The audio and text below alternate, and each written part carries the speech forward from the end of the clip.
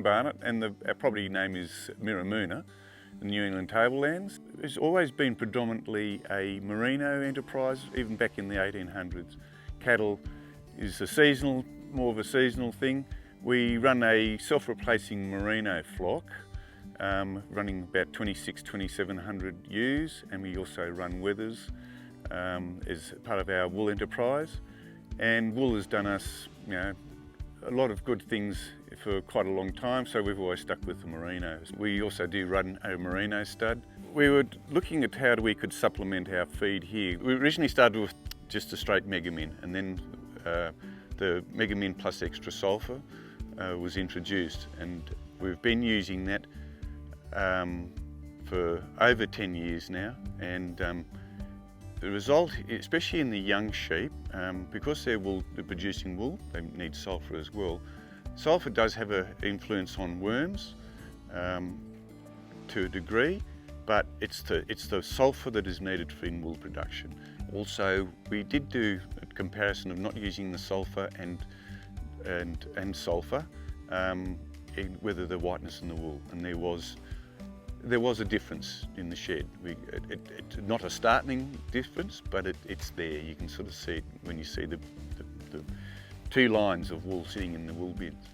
The sulphur also, just on the worm side of things, I think it does help lower it down, and there's no problems with the stock going onto it at all. It can go straight on.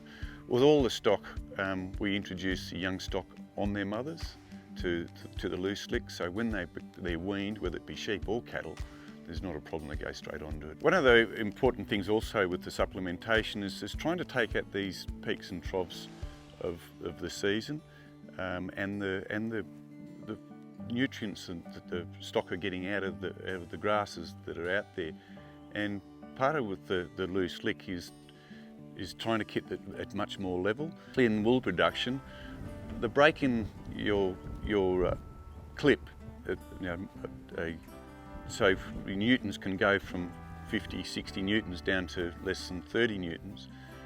The difference between a sound wool, as say a 40 odd newtons wool, to a tender wool in the 2030s is 300 cents per kilo.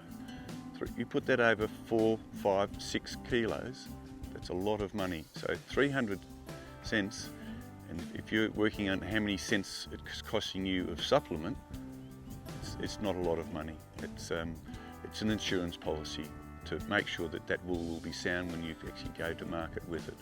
And soundness in wool is becoming more and more important, because the wool industry is getting more efficiencies not out of their machinery, but at the speed at which they're running their machinery. So therefore they're wanting more sounder wool to put through. So it's 300 cents a kilo. We've got more staple length and more production. So we would traditionally in the wool market, you shore every 12 months. Now that for management, for a lot of people actually is quite easy, because it's once a year, the team comes in, shears, and you do other things to your sheep. But because the way the wool market's changed, we're now shearing every 7 or 8 months, and we're able to produce more wool in 2 years. So we're shearing 3 times in 2 years, and we're cutting an extra 1.4 to 1.6 kilos in that 2 years. And that's another change that's sort of been happening in the industry. So we're stimulating that animal to grow the wool. It also means we're not having to use chemicals as well, because they haven't got as much wool on them. And also they just seem to do better. The sheep, they're at least another score in condition better because of that. So they're sort of the things that you always got to be adapting, you always got to be changing.